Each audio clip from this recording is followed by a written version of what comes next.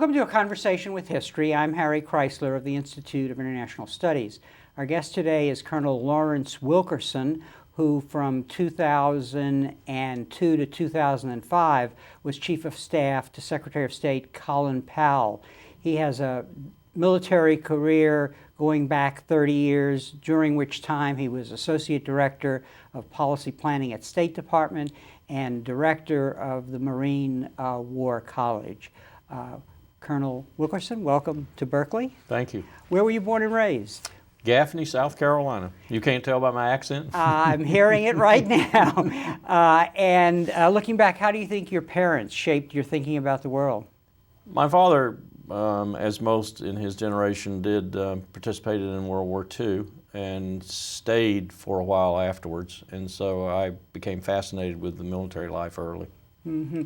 And when did you decide to go into the military? Did you do your college work first, or? I was a senior at Bucknell University in central Pennsylvania, and some of my fraternity brothers who were ahead of me had gone to Vietnam as Marines or soldiers. One of my dear friends had been killed there, and so I did a really wild thing in my senior year. I walked out and enlisted. And throughout your career, in addition to being a soldier, you've actually been very interested in military curriculum and the teaching of soldiers as the missions of the military has changed over time? Yes. The seminal educational experience for me in the military was at the Naval War College in Newport, Rhode Island in the early 80s. It's fair to say that that changed my whole perspective and really changed my life. The pedagogical technique there had been introduced by Stansfield Turner. Mm-hmm. Some of the best instruction I've ever received was accomplished there. Civilian military tag team in seminars. Mm-hmm. My civilian was a PhD from Princeton. My military guy had two PhDs, mm-hmm. one in comparative literature and one in religions. He was a Mormon, mm-hmm. a baccalaureate at Brigham Young University. And those two people just stimulated that seminar for 9 months in ways that I'd never seen or experienced before. And was it putting the military's mission in the context of strategic and organizational issues and so on? It was matching policy and strategy and keeping civil-military relations on the up and up while you did it. Mm-hmm. And so looking back now and all that you know, what do you think are the skills required to be a soldier today, and how does that kind of differ from when you went into the military? It's a very different situation today. At the basic level, it's extremely different because my platoon, for example, in basic training, 42 men, was 2 volunteers, myself included, and 40 draftees. Mm-hmm. So we had America in that platoon. Mm-hmm. We had lawyers' sons and doctors' sons, and we had, the socioeconomic condition that predominates in the military today. And that's the significant difference. The volunteer force today is a very different force from that force that I came into. And in some ways, I think we're courting danger as a republic with this kind of military. It's turning. I'm the last person to criticize the military, but I have to be honest about this.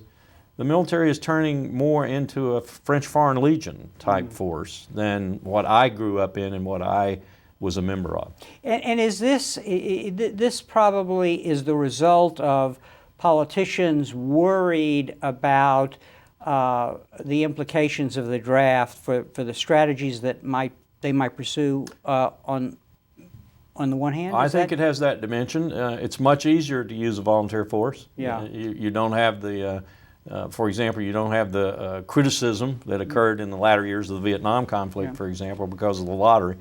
It's a very technically oriented force, and so it's better to have people who stay a while. You don't want those 2-year people who come and go, which the draft gives you. And it's also a force that's better educated in the sense that the recruiting standards have been kept fairly high. Because you mean now? Before, when they first implemented the volunteer force. I see, right. Getting to now, those standards are going down for the land forces in particular. In my Army, they're just plummeting.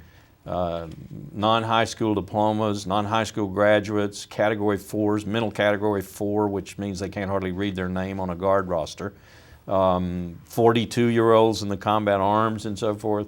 The standards have been lowered significantly in order to keep up with the pace of operations.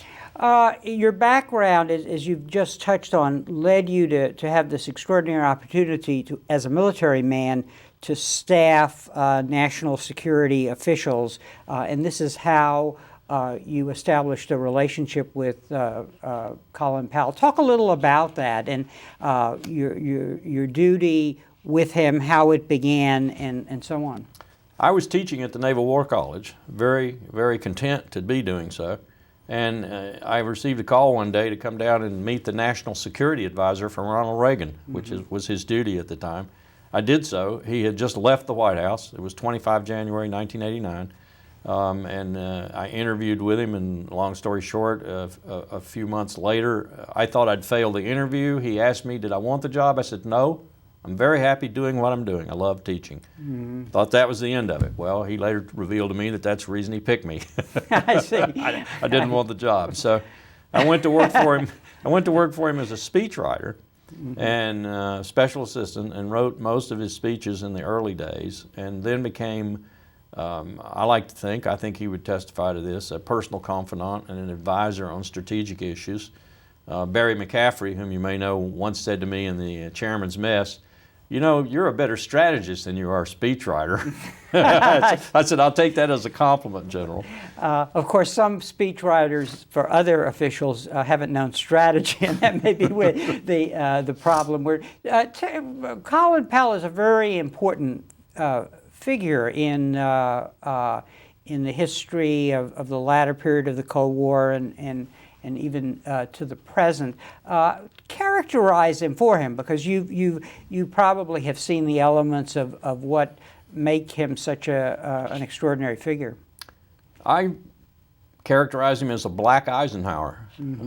I think some people have called him, because he will often say that George Marshall is his hero, his role model. But I think Eisenhower fits that characterization better than Marshall does.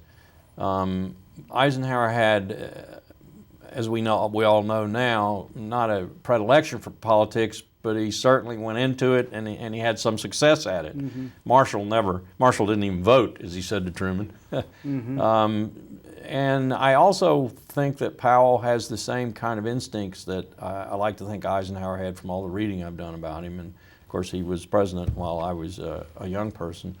And I think, other than what we might say about Powell as an individual, that's the best way I could succinctly describe him to the world, as a black Eisenhower, but one who decided at the end, for a number of reasons that Eisenhower wouldn't have had, not to go into electoral politics, not to run for presidency, and perhaps have saved us from some of the turmoil we've had over the last few years. And I get the sense from what you said here and other places that he had a sense of the complexity and subtleness of the politics when you were dealing with major strategic issues, relations with allies, thinking about bringing the world along on particular problems.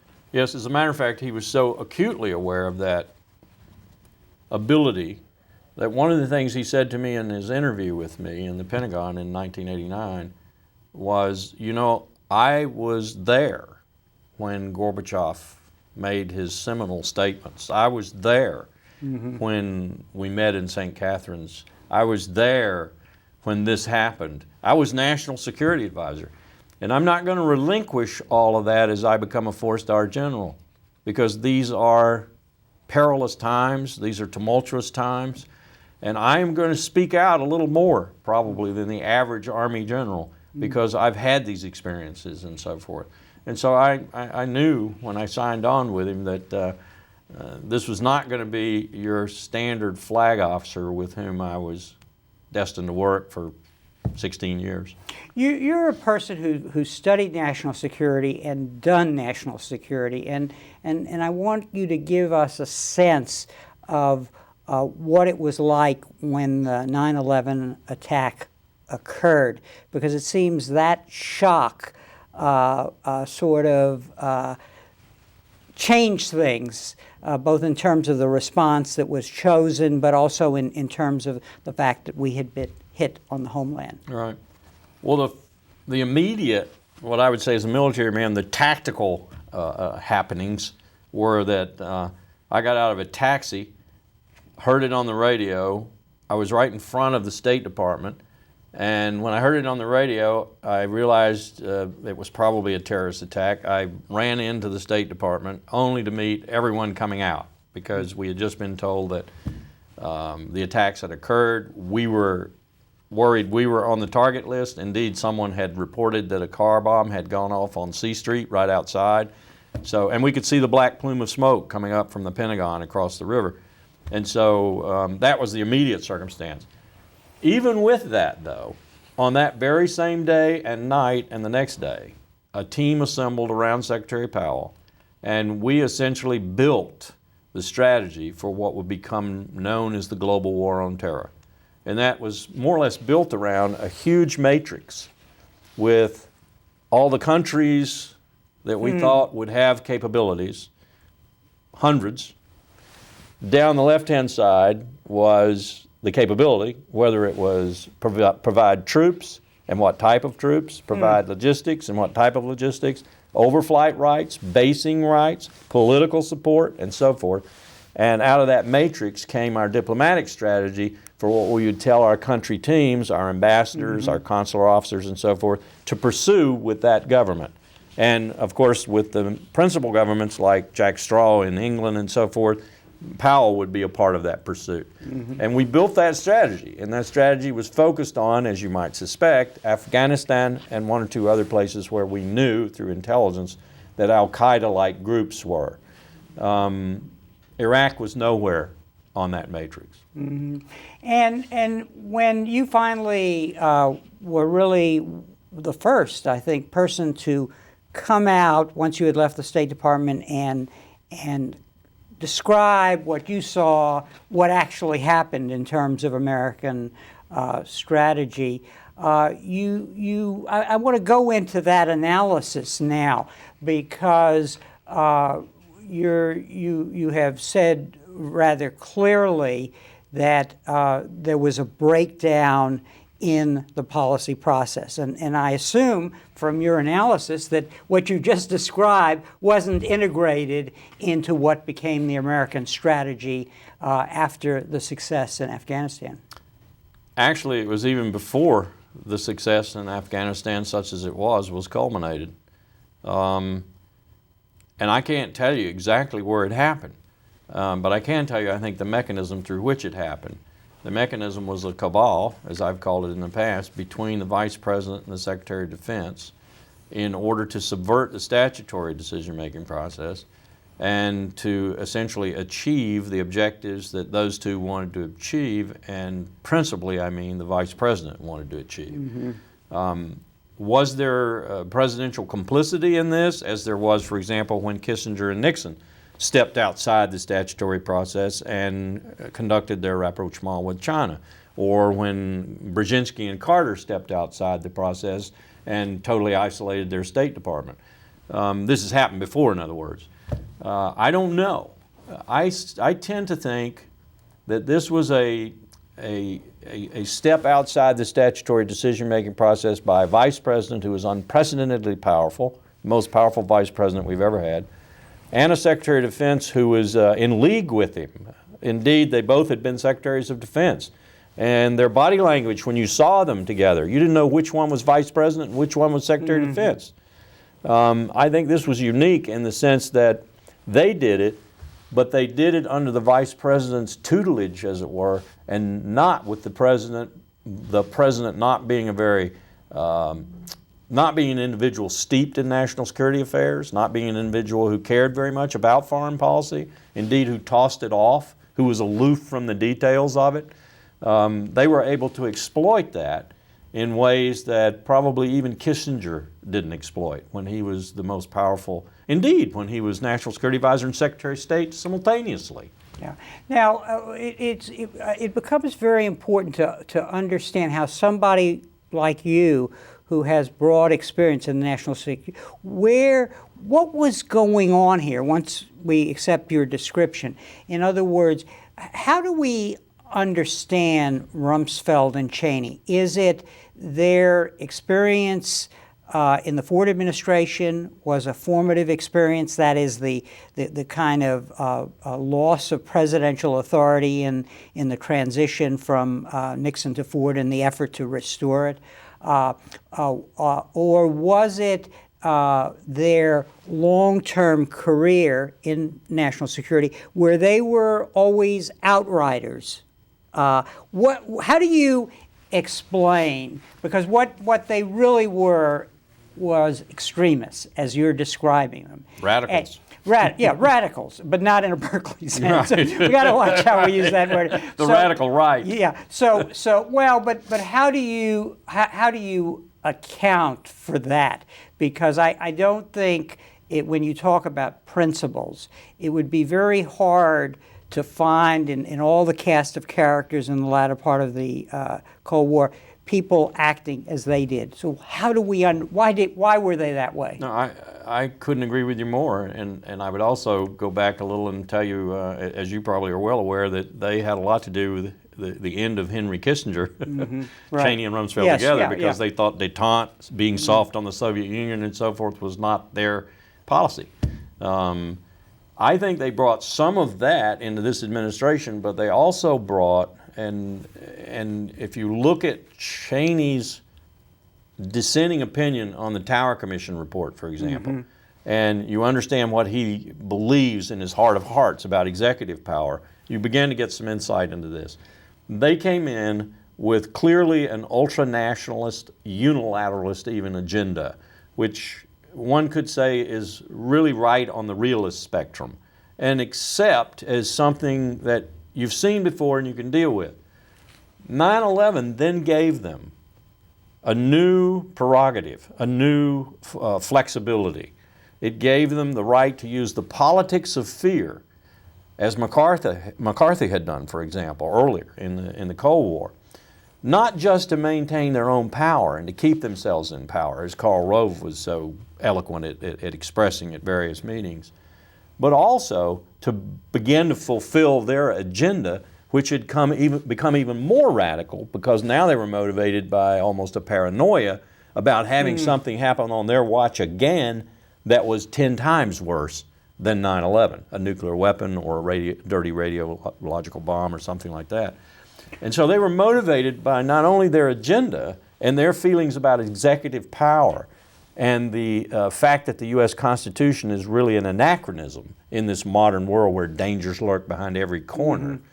They also had the fact that 9/11 had given them a new imprimatur for doing that. And all of this came together. The neocons, which I don't believe Donald Rumsfeld and Dick Cheney were for a minute, flowed into this too. An unholy alliance occurred, and all of a sudden you had strategic failure of huge proportions, in my view, because of this alliance. And you just made a very important point, and I want to explain that to the audience so that the neocons are associated with ideals such as transforming societies in the Middle East to democracy.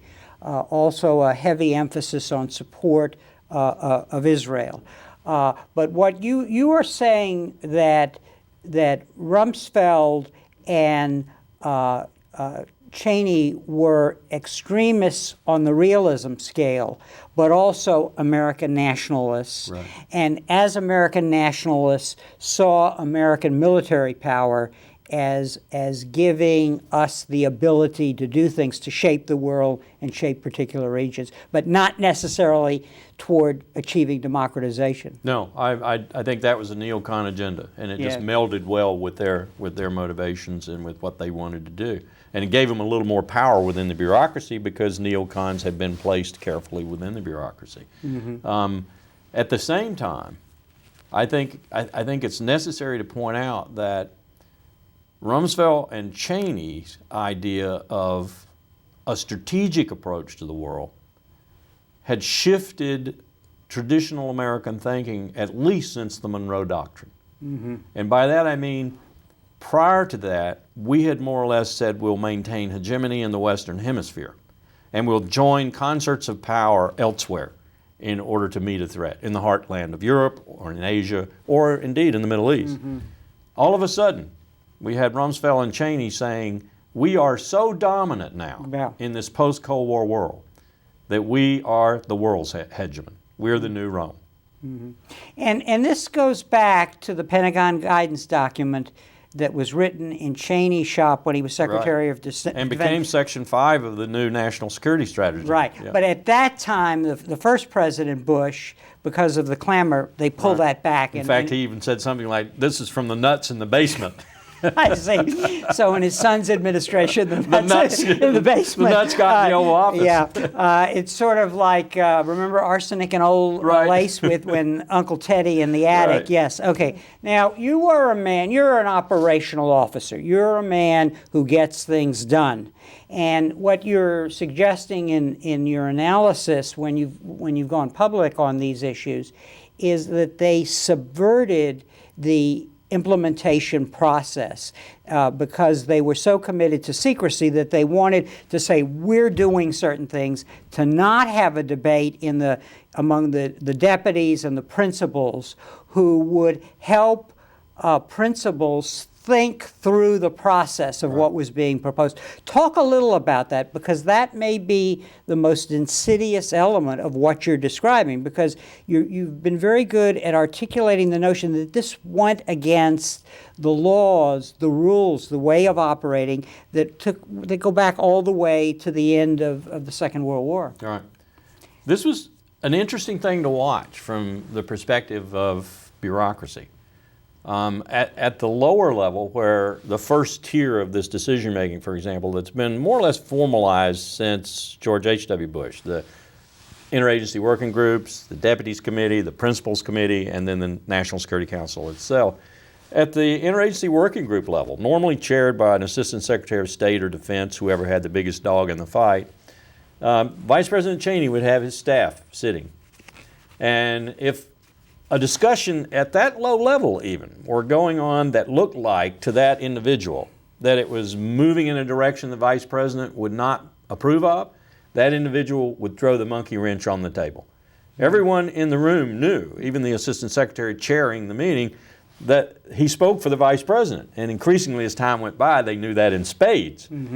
That issue would be stymied right there in the interagency working group. It wouldn't go any further. If it did happen to eke out because an assistant secretary really had a big, set of whatever, cojones, then it would work out and get to the Deputies Committee, where it again would meet a similar attack from whomever the Vice President, maybe even the Vice President himself if he wanted to drop by, and it would usually die there. If it did happen to make it up all the way to the principals or to the National Security Council, a formal meeting, Iran, for example, then it got handled in an entirely different way. And this was incredibly astute, the way these people did this. There was never a national security decision document issued on Iran. I think if I'm right, there's not even one now. And what happened was the debate in the process was so rancorous and involved so many of the 800-pound gorillas, the actual cabinet officers or their deputies, and was so vitriolic that the statutory process was stymied and couldn't come to a decision, and therefore, by default, Cheney got what he wanted, which was no talks, no diplomacy, no policy formalized vis-a-vis Iran. So that was one technique he used. Another technique he used was to allow the process to work when it was an issue like North Korea and the six-party talks, which the President was interested in, and the President had blessed. What happened there was you would get a decision within that framework in the National Security Council or in the principals meeting. Off would go Assistant Secretary of State James Kelly to implement that decision vis-a-vis the six parties, principally North Korea. Midstream in the Pacific, an order would come from the Vice President to straitjacket that individual. In other words, we know what the President said. I'm telling you, you don't have that leeway. You don't have that flexibility. You're in a straitjacket now. Talks are going to fail. The North Koreans are going to walk out or they're not going to produce anything. Was the president approached by the vice president before that signal was sent? Probably, because as often happened, after the formal meeting, the vice president would get the last bite at the apple in the Oval Office and be persuasive with the president, and then the president would reverse himself or change his decision or amend it in some way.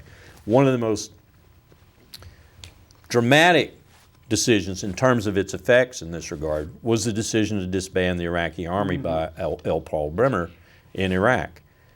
The president had made in a formal meeting a decision not to disband the Iraqi army down from the battalion and below level. The president had made that decision. Well, a week or so later, Ambassador Bremer reverses that decision and disbands the Iraqi army. Surprise to the Secretary of State, surprise, I'm told, even to the Secretary of Defense. How did that happen? Did someone go back in and talk to the president and get him to reverse his decision? He never said anything about it, so they must have. If it was someone, that someone was probably the vice president. And you identify in some of the speeches that I've read and the interviews that you've had, essentially two areas. And you started talking about one, namely the post-conflict plans for Iraq, and this disbanding of the military was one of those things. The other being the whole decisions about torture and not sticking by the Geneva Conventions on the treatment of prisoners of war. So in both of these cases, this process was working. Now, implicitly, you're identifying a failure of leadership by the National Security Advisor.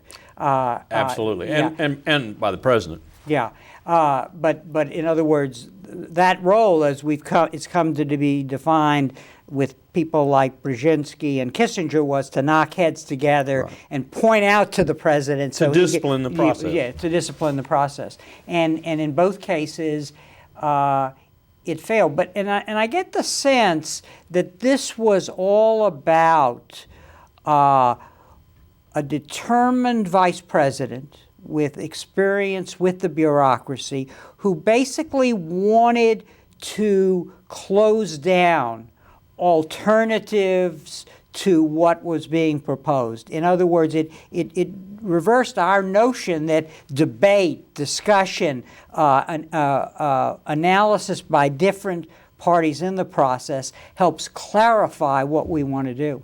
I think that's absolutely right. That's a characterization I would support. The vice president was right for whatever reasons, and didn't want to brook any dissent, and knew the bureaucracy would be forced eventually to do what he wanted to do. And so, damn the torpedoes, full speed ahead. I think that was their philosophy. It took us quite a while at State, us being Rich, Colin, myself, Rich Armitage, the Deputy Secretary of State, to realize that we were operating on a crisis du jour basis with a vision that went all the way back to World War II. A multilateralism, talk to allies, consult with allies, move against something slowly and with prudence, and always with your allies. That was your way of thinking. That was our way of thinking. Yeah. It wasn't revolutionary. It was very consistent with half a century of American foreign policy.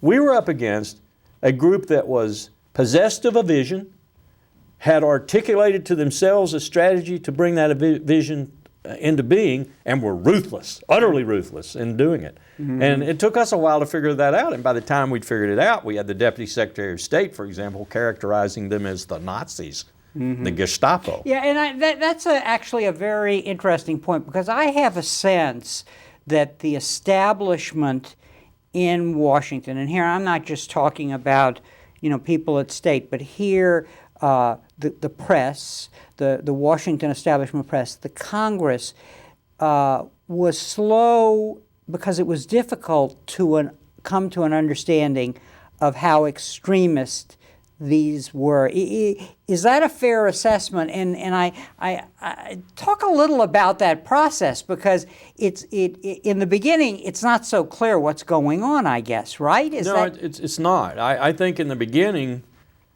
before 9/11, for example, there was a pool as to which cabinet officer would go first, and everyone was betting on Rumsfeld because he had so messed up the Pentagon in terms of, and Wolfowitz had helped him. they just weren't running it very well. And the confrontations with the uniformed military were significant. Yeah. Rumsfeld's power plays were not working very well. His battle with the Army was becoming a casus belli for the rest of the armed forces. So we were all saying he was going to be gone. And then comes 9/11 and he becomes Secretary of War, not Secretary of Defense.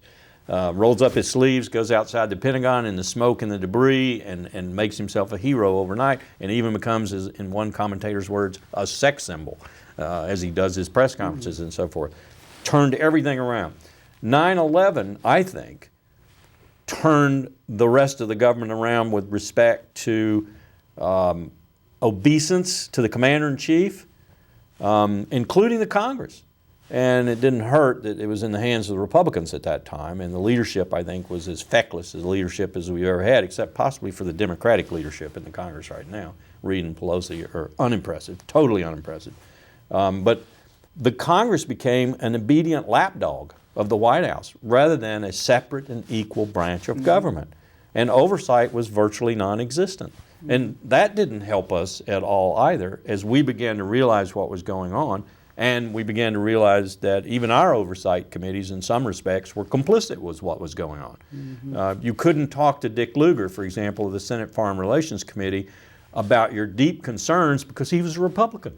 You went and talked to Joe Biden about him. That's not the way business should be conducted. Now, let's talk briefly about the second issue, which is this whole violation of Geneva Conventions, the whole abuse of intelligence to get information, which then leads to torture and so on. And there, I think it's important to emphasize that for example, the JAGs saw the problem here and tried to resist, but were unsuccessful. That's true. Alberto Moro, having been very eloquent in talking about that, the Navy JAG. I think what happened here was you had 6 lawyers, and I'll name them for you. Douglas Feith, who was the number 3 man at the Pentagon, Undersecretary of Defense for Policy, OSD General Counsel, Rumsfeld's lawyer, if you will, Haynes. That's at the Pentagon. Then you had 2 at the Office of Legal Counsel and Department of Justice, who I think were working without even the Attorney General's knowledge, John Yoo and Jay Bybee.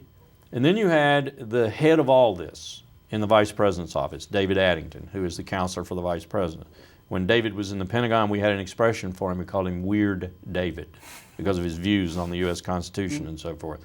And then you had Alberto Gonzales, who was the President's counselor at the time. These 6 lawyers designed a legal foundation for detainee abuse, if you will, even torture, well before anyone in the field actually requested clarification of same so that they could do what they needed to do at Guantanamo or Bagram in Afghanistan or Abu Ghraib in Iraq.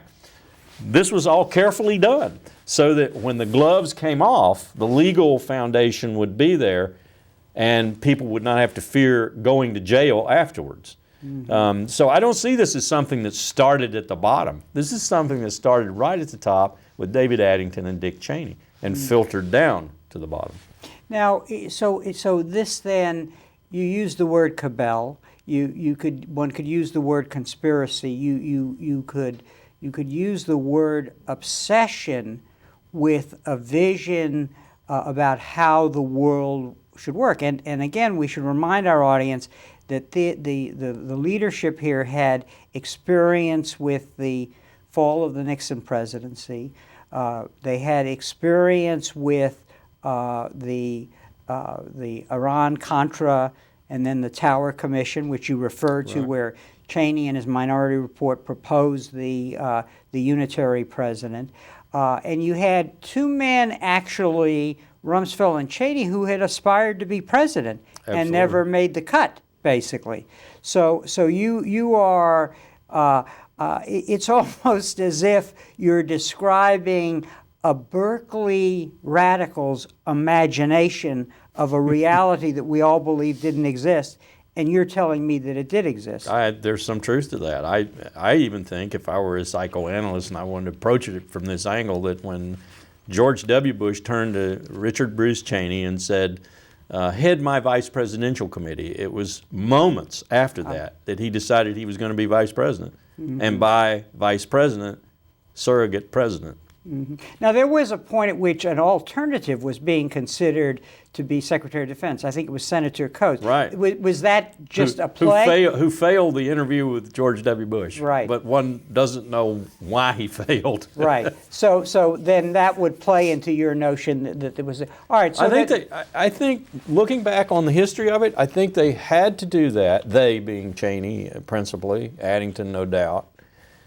They had to do that. They had to orchestrate it that way because 41, George H.W. Bush, didn't care very much for Donald Rumsfeld. And so they had to give the appearance, at least, that they had looked at someone else before they could turn to Rumsfeld. Now, Rumsfeld was targeted for the CIA, and I'm told by sources I valued the opinion of, Rumsfeld said not only no, but hell no. And so this all worked itself out to Cheney's benefit. Now, we come to an important point here, which is if once you discover, and I don't mean just you, but once there is a kind of realization of what's going on here, when does one go public? We've had Robert McNamara on this program, and I've discussed this with him about the Vietnam War. So the question becomes, what is the dilemma here? You ultimately did go public. I think you were the first person who really called a spade and went out and did it. Your principal, Colin Powell, never did. Talk about that dilemma. It is a dilemma, and it's real. I tell my students this all the time. You have mortgages, you have children in college and so forth. It's not that easy to say, I quit. You should probably never take one of these positions unless you're perfectly prepared to be fired, and that means you can quit. That said, it came upon me personally right after the 5 February presentation at the UN Security Council, 2003. I thought that I had done such a bad job there in putting that presentation together as I watched it on the floor of the UN Security Council, which incidentally was the first time I'd seen it start to finish. Every time before there'd been some kind of interruption or what. And I walked out in that bracing New York air in February, and I said, I'm resigning. I'm leaving. I'd already thought about it a lot during the process of building up to the presentation. This, by the way, should explain to our audience, is Colin Powell's presentation to the UN about Iraq's weapons of mass destruction. Right. Yeah. I'd already thought about it during the time. In fact, I'd already typed it up during the time I was doing it because I thought it was an impossible task, 5 days and nights to present this monumental case. And then as time went by and as I went through the Abu Ghraib photos where the secretary came through the door to our office, our adjoining door, and he said to me, Larry, put this together. I've got Will Taft, my lawyer, working on it from a legal perspective. I want you to work on it from a political and fundamental perspective of how did this happen? How did we get to the point where these prisoners are being abused like this and so forth? And I put together a dossier for the secretary. And all the time I'm also watching Iraq closely, and I'm seeing things deteriorate. I'm seeing things falling apart. I'm seeing the State Department isolated, not able to participate in what's happening in Iraq. I'm beginning to understand what the Rumsfeld-Cheney cabal meant to happen in Iraq that didn't happen, installing Ahmad Chalabi and leaving. Is what I'm talking about. I'm seeing all of this. So by the time I got to the end of 2004 and walked out of the State Department the next month, I had a real battle going on inside myself. And I decided that I would start going around to the war colleges and speaking on a non-attribution basis. And I did so. And what stunned me at these war colleges was when it came time for the question and answer period. 400 soldiers, sailors, airmen out there, all lieutenant colonels, majors, colonels, captains in the Navy. I thought I would get a barrage of question and answers that would just devastate me. I'd have a difficult time answering them and holding my pitch. Instead, I got people telling me, you don't know the half of it. You don't know how bad it is. Let me tell you my story. And we would go into seminars, smaller seminars after the general lecture. And I would hear from the National Guard, the Reserve, the active component, all these horror stories about what was happening. That is in terms of preparation for the war? In terms of what was happening in Iraq. Oh, I see. Once we were there, yeah. Preparation, looting, the fact no one had a strategy, no one had a plan, no one had a clue how to deal with this situation. Leaders were disrespected. I mean, it was incredible. And so that all came in on me, and I said, my responsibility to not speak out as a serving active duty military officer or now retired one is such that I can't adhere to it anymore. The protocols are gone. I'm going to speak out publicly, and that's how I decided to. Now, I guess in the mind of someone like Colin Powell is the notion that you stay in because you might hold back the system from going off the deep end. Is that a fair assessment? Namely, that you hope that by staying in you can maneuver the system so that the damage won't be as great as it might have been?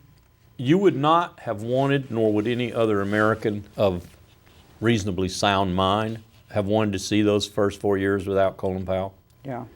From China, which he took at the very beginning when the EP-3 and the F-8 collided and our EP-3 reconnaissance plane went down on Hainan Island, he took over the U.S.-China account. I'll have to admit, the president was on his side. The president, for economic reasons, his economic instincts told him the U.S.-China relationship, Walmart and everything else, was very important. So he backed Powell 9 times out of 10 on China. Mm-hmm. But Powell took over the account from people in the Vice President's office and the Secretary of Defense's office who wanted China to be the new Soviet Union. Wanted to keep the military and industrial complex vibrant and robust, mm-hmm. and wanted to take on, as many did in the early 50s, the Soviet Union, China before it became so powerful. You had people in the press and people in the Congress who were advocating this position too. So Powell took that account and ran with it. Powell held hands under the table. Joschka Fischer from Germany, Dominique de Villepin from France, Ana Palacio from Spain, to keep the transatlantic relationship from sundering. Here we had a president in the Oval Office calling the German chancellor an asshole.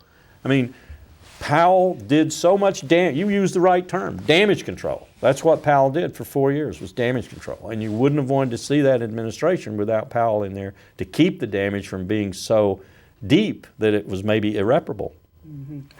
How much damage has all of this that is going into Iraq, being ill-prepared for no preparation for the post-conflict stabilization process, staying there, creating a situation where we can't get out. How much damage has been done to the military as an instrument of our foreign policy? Incredible damage, particularly to the land forces, Marines and Army, and particularly to the transport fleet of our Air Force, whose aircraft are flying their wings off.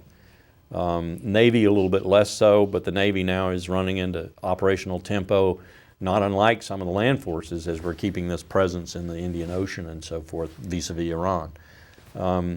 I can't tell you the degree of the damage other than to tell you that the bill for bringing the Army and the Marine Corps back to readiness standards pre-March 19th, 2003 is probably $150 to $160 billion. Mm-hmm. This is Apaches, M1 tanks, Black Hawk helicopters.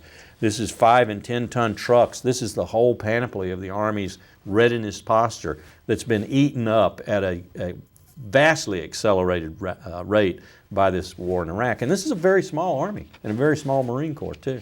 So the damage that's been done to our military forces is significant. You're finally hearing the Chief of Staff of the Army and others, Admiral Mullen, the Chairman of the Joint Chiefs of Staff, talking about this now, how this can't continue. This is unsustainable. And at the same time, you've got Afghanistan, which is truly a real strategic problem and will be the demise of NATO if it's not handled successfully. That's not getting the attention it should be getting because Iraq is taking all the troops. With all of this wreckage, and you've just articulated how this process worked and so on, what was in the mind of this Cheney-Rumsfeld cabal? What is it about absolute power unchecked? Because if we look at the international environment, there was no balancer. We had lost the Soviet Union, whose ability to balance our power was constrained what we can do in the world. Right. In the end, what was this about? Power, oil, or what? I think for Donald Rumsfeld and Dick Cheney, to varying degrees and with different nuances, power is what it's all about. Mm-hmm. I think, for example, Donald Rumsfeld's slide rule was not morality as you and I understand it. It was, if it goes and increases my power, it's good. If it decreases my power, it's bad. Cheney, I think, has a little more altruism to him, if you will, than that. He's not a completely amoral person. But I think a story told to me by a congressman from Oklahoma is probably more apt than I thought it was when he told me. He said, I've known Dick Cheney ever since he came out of Wyoming. Dick Cheney is not, as Brent Scowcroft has recently said, and he'd said it in the New Yorker magazine in an interview, a man I don't recognize. I recognize Dick Cheney. The difference between Dick Cheney then and Dick Cheney now, being his vice president, is that before he always had adult supervision. He either had George Herbert Walker Bush on top and Colin Powell on the bottom, or he had a whole Congress arrayed around him, or he had Gerald Ford over him when he was chief of staff at the age of 34, or he had Donald Rumsfeld over him. He now, for the first time in his life, has no adult supervision, and he's a wild man. This is what the congressman said to me. Mm-hmm. I think there's some truth to that. There is no adult supervision, and that is a direct reflection on the man I voted for and we elected, however imperfectly, as President of the United States. So, two questions come to my mind now. What does the next president, whoever he is or she is, do about this wreckage? I'm not asking you to give me a solution about Iraq so much as I'm interested in restoring the integrity of the national security process. Right. That's a huge question for whomever it is. And I think that question is going to be complicated in major ways by the fact that I think, in my view, we are confronting a financial and economic crisis right now that may take on dimensions that even surpass the crisis that Franklin Roosevelt had to deal with. And that focuses the mind incredibly and makes you tend to be insular, domestically oriented, and forget foreign policy. That, I think, is going to be a huge challenge for whomever it is. That said, what they're going to have to do, I think, is from the bully pulpit, which after all is the real tool of the president of this country, they're going to have to articulate an entirely new vision, and then more or less their actions are going to have to match that vision.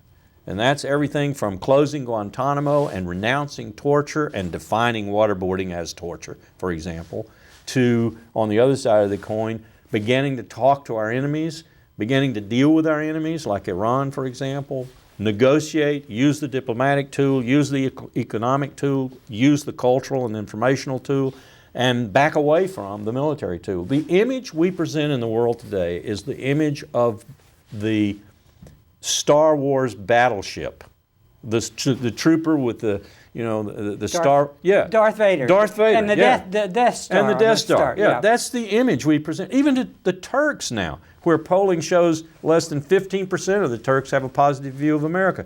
10 years ago, it was 70% plus.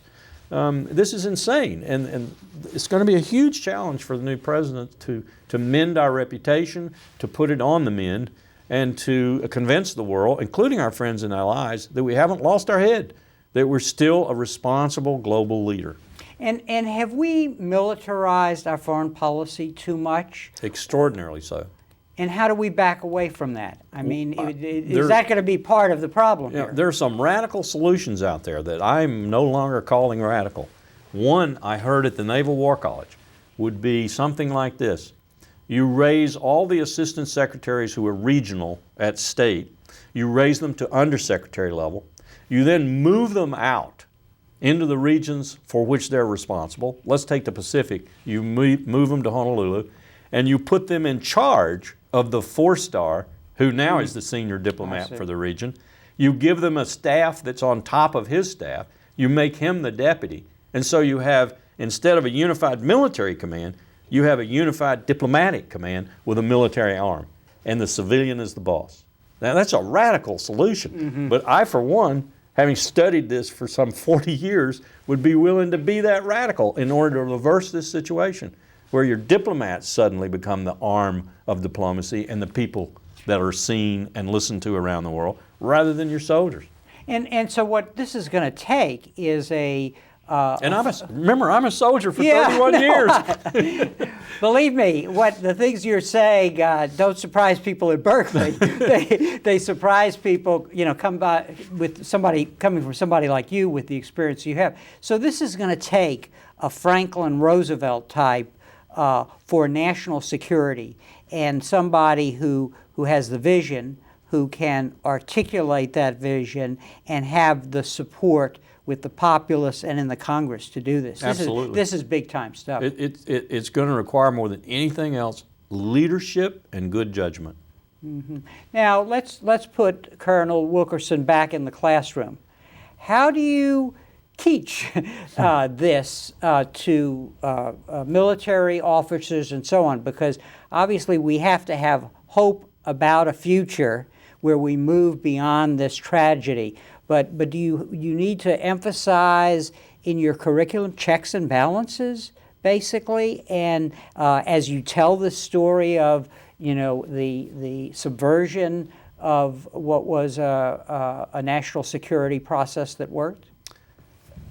I'll preface my remarks with this, which might surprise you, as you indicated you were surprised by my saying what I'm saying. More military officers than you might think feel the way I do. I've found more receptivity to what I'm talking about with regard to the imbalance between diplomacy and military power within the military than I have even within the foreign service, for example. Although they'll give you lip service to it, they'll then start talking about how they want to use force for this problem or that problem. I see. What I think is happening there is what was said to me by a 4-star general not too long ago. I am sick and tired of shouldering the burden of everything America does. Sick and tired of it. And I think it's dangerous. I think there's a realization of that in the military because we haven't pressed all the citizenry out of it yet. It's still got a lot of citizens who are citizens first and understand when they take that oath, they take it to the Constitution. That said, I think we're moving towards a time where if we don't do something along the lines of what you suggested, a good leader who takes this on and restores the balance, if you will, we're moving towards a time where we're going to regret the military we have. It's going to be more and more alienated from the body politic. It's going to be more and more from certain states. It's going to be more and more from certain socioeconomic conditions. For example, right now we have more aliens in the military than we've had ever on a percentage basis. They're there for good reason. They want their citizenship, but that just shows you how hard it is to recruit and shows you where we're getting our soldiers from. There's danger here in the future if we don't do something about this. If we don't restore the citizen-soldier concept to our educational institutions and to the force in general, we're going to wind up with a blackwater in, our uniforms. Looking back now at all that you've just described and in the context of your career, what has surprised you the most as you've walked through this ongoing wreckage of a system that you worked for and believed for? I'm not talking about the American Republic, but rather the national security process. That's pretty easy for me to say. I have been absolutely astounded at the lack of leadership, the lack of courage in the Congress of the United States, in the legislative branch. I go back there. I know, when Lincoln stood up on the floor of the House and gave his famous spot speech and lost his job because it was a very popular war with Mexico and got us a lot of new territory and fulfilled Manifest Destiny and all that. I know the Congress has been feckless before. Reading some of Lincoln's comments about the Congress will lead one to believe that it was, the House at least was a place where tobacco juice filled the floors. But I don't think we have had an occasion in my lifetime, which now spans over 6 decades, to see a Congress as incompetent, inept, weak, and without courage as the current one, and the one that was Republican in the first Bush administration. That astounded me.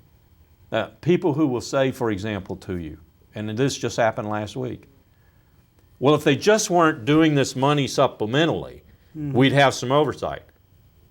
You don't have to approve the supplemental budget either. You know, this is a cop-out. This is a cop-out. And I still don't see a real leadership aborting in that body, in either House, Senate or House of Representatives. I think that's a real problem for the future. Well, Couple that with the fact that most of the time precedents are set in the executive branch. They don't go away.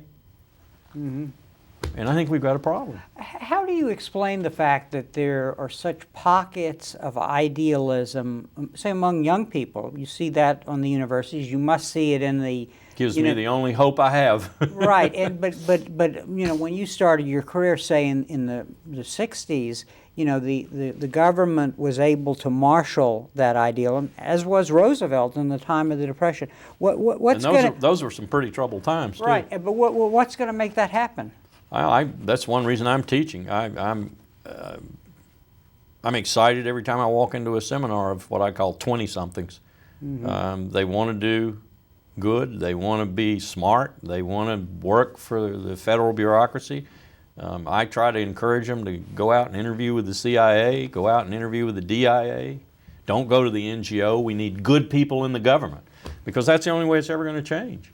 Sometimes I'll get a question, why would you recommend I go work for that agency that you told me overthrew Mossadegh in 1953 and built the relationship that we're now trying to deal with Iran that no American ever remembers, but every Iranian does? You know, and I say, because how do you think it's going to change unless some talented, energetic, well-meaning, steeped in our history people go out there and work? So I'm optimistic when I'm in my seminars. I get really cynical when I get around people my age.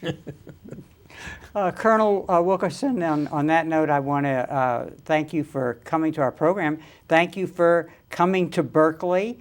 Thank you for the role that you played in Washington. But it was wonderful for you to hear you say these things in Berkeley on our program.